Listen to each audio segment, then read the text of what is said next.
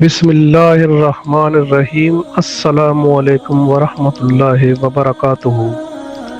کہتے ہیں کہ انسان کے ساتھ وہی ہوتا ہے جو اس کی تقدیر میں ہوتا ہے، اور تقدیر اٹل ہے۔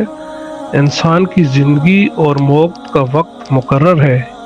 اسی تناظر میں ایک روایت میں آتا ہے کہ ایک دن حضرت موسیٰ علیہ السلام لوگوں کے درمیان بیٹھے ہوئے تھے تو وہاں سے ایک شخص گزرا، جسے دیکھ کر حضرت موسیٰ علیہ السلام نے فرمایا کہ آج اس کی زندگی کا آخری دن ہے اور یہ کل مر جائے گا۔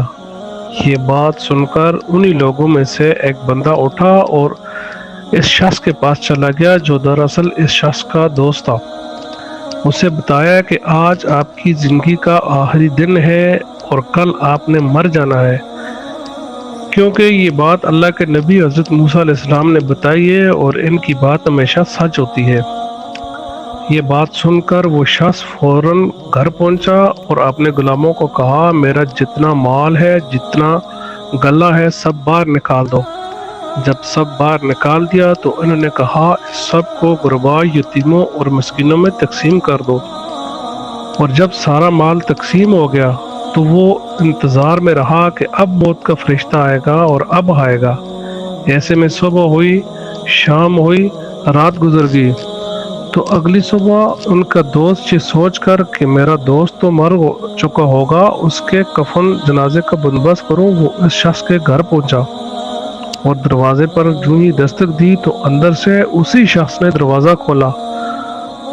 اس شخص کو صحیح سلامت پا کر وہ بندہ بہت حیران ہوا اور واپس حضرت موسیٰ علیہ السلام کے پاس آیا اور کہا، اے موسیٰ علیہ السلام، آپ نے تو کہا تھا فلاں شخص مر جائے گا، مگر وہ تو ابھی تک زندہ ہے۔